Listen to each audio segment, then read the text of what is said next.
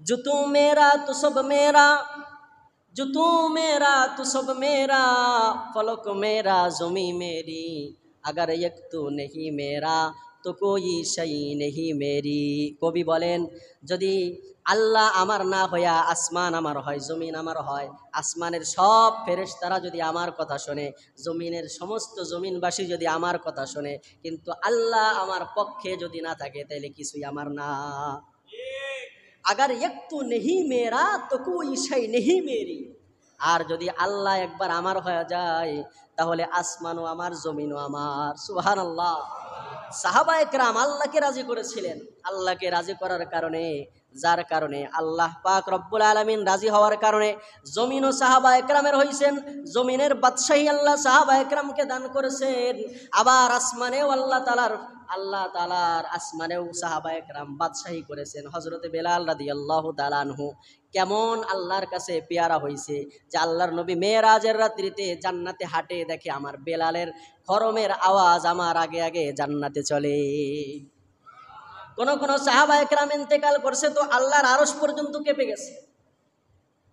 সাদ রাদিয়াল্লাহু তাআলা আনহুর মরণে আল্লাহর হাবিব বলেন, আমার সাদ যখন ইন্তেকাল করেছে তখন আমার সাদ ইন্তেকাল করার পরে আল্লাহর আরশ বহনকারী ফেরেশতারাও কেঁদেছে। সুবহানাল্লাহ।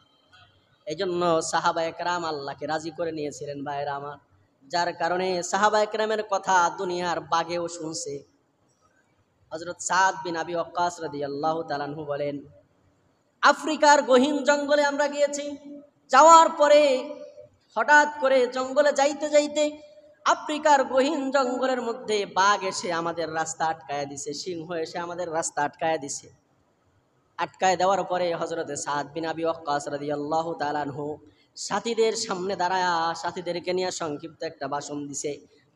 ভাষণের মধ্যে সারমর্ম যেটা ছিল সেটা হলো, আমরা দুনিয়ার কোনো কিছু চাওয়ার জন্য, কোনো কিছু পাওয়ার জন্য এই আফ্রিকার জঙ্গলে আসি নাই, একমাত্র আল্লাহকে রাজি আর খুশি করার জন্য, আল্লাহর দ্বীনের কালিমাকে তামাম জাহানের মধ্যে উড্ডীন করার জন্য আমরা এই আফ্রিকার জঙ্গলে এসেছি। সে আমার সাথীবর্গ, আপনাদের কোনো ভয় নাই, আল্লাহ যদি আপনাদেরকে বাঁচিয়ে রাখেন এই বাঘ সিংহ কিছু করতে পারবে না। এই কথা বলার পরে এবার ওই বাঘ সিংহ যারা রাস্তা আটকে দিয়েছে এই হিংস্র প্রাণীদেরকে, এই প্রাণীদের দিকে তাকায়া সাদ বিন আবি ওয়াক্কাস সংক্ষিপ্ত একটা ভাষণে একটা কথা বলছে, সেটা হলো, তোমরা যদি আল্লাহর হুকুমের গোলাম হয়ে থাকো তাহলে শোনো, যেই আল্লাহর দাসত্ব আর গোলামি তোমরা করো সেই আল্লাহর দাসত্ব আমি সাদ করি, আমার সাথীরা করে। সুতরাং আমরা এখানে দ্বীনের কালিমা উড্ডীন করার জন্য, মানুষকে দাওয়াত দেওয়ার জন্য এসেছি। যদি আল্লাহর দাস হয়ে থাকো তাহলে তোমরা যার যার স্থানে চলে যাও। ইতিহাসের কিতাব লেখে সাদ রাদিয়াল্লাহু তাআলা আনহু এই কথা যখনই বলছেন, যদি তোমরা আল্লাহর দাস হয়ে থাকো তাহলে তোমরা রাস্তা ছেড়ে দাও, এই কথা বলার সঙ্গে সঙ্গে সাদ রাদিয়াল্লাহু তাআলা আনহু এই কথা শোনার সাথে সাথে বাঘ যেদিক থেকে আসছিল বাঘ তার নিজ গন্তব্যে চলে গেছে, হিংস্র প্রাণী যে যেদিক থেকে আসছিল তারা তার গন্তব্যে চলে গেছে। সুবহানাল্লাহ। এই যে তাদের কথা বাঘ শুনলো, হিংস্র প্রাণী শুনলো, কেন? এর কারণ হলো তারা আল্লাহকে রাজি করছে। কারে রাজি করছে? আর আমরা বর্তমানে আমলা কামলা মন্ত্রী যারা আছে তাদেরকে রাজি করা নিয়ে ব্যস্ত, ঠিক কিনা? অফিসের বসকে রাজি করা আমার ব্যস্ত, বসকে রাজি করতে আমি ব্যস্ত, অমুক নেতাকে রাজি করতে আমি ব্যস্ত। এই নেতানু তো তেনাতুনো আল্লাহর কাছে কোনো বেল আছে? কথা বলেন না, বুঝেন নাই মনে হয় আপনারা। হ্যাঁ, নেতা এরা উল্টাইলে কি হয় কোন তো? হ্যাঁ, তেনা হয়, কি হয়? নেকড়া। তেনা চিনেন না? দন্ত নয় একারে নে তো একারে এর একটু উল্টাই দিলে কি হয়? নেকড়া। এই নেকড়ার দাম আল্লাহর কাছে আছে? নেকড়া, যে নেকড়া বর্তমান হয়ে গেছিল নেকড়ে। বেশিরভাগ নেতা এই নেকড়া, এগুলো বর্তমানে নেকড়ে বাঘের মতো হয়ে গেছে। এদের দাম আল্লাহর কাছে তো নাই। এই জন্য আল্লাহকে রাজি করেন। আল্লাহকে যদি, আল্লাহর সাথে যদি সম্পর্ক জড়াইতে পারি তাহলে দুনিয়ার সব আমার হবে। দেখেন না, বড় বড় ওলামা একরাম যারা, ওরা নেতারে করও দেয় না, কিন্তু তারপরও নেতারা এসে সবসময় এইভাবে দেয়। কারণ ওই যে আসমানওয়ালা হাদিস মনে পড়ে গেল, আলোচনা অন্যদিকে চলে যেতেছে।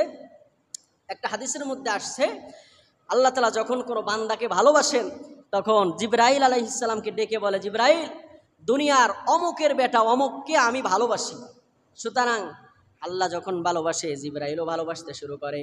আর জিবরাইল আমিন পুরা আসমানবাসীর মধ্যে ঘোষণা করে দেয়, এই অমুকের বেটা অমুককে কিন্তু আল্লাহ ভালোবাসে, তোমরাও ভালোবাসতে শুরু করে দাও। আসমানবাসী যখন ওই দুনিয়ার ওই লোকটাকে ভালোবাসতে শুরু করে, এবার আল্লাহ পাক রব্বুল আলামিন জমিনের যত মাখলুক আছে, চিন্তা করেন যত মাখলুক, জমিনের খালি মানুষের কথা বলে নাই, জমিনের যত মাখলুক আছে সব মাখলুকের মধ্যে ওই লোকটার মহব্বত আল্লাহ তৈরি করে দেয়। এই জন্যই তো সব মাখলুকেই তারে কি করে, মহব্বত করা শুরু করে দেয়। এই জন্য আল্লাহকে রাজি বানানোর চেষ্টা করা। আল্লাহ তাআলা আমাদেরকে তৌফিক দান করুক, সকলে পড়ি আমিন।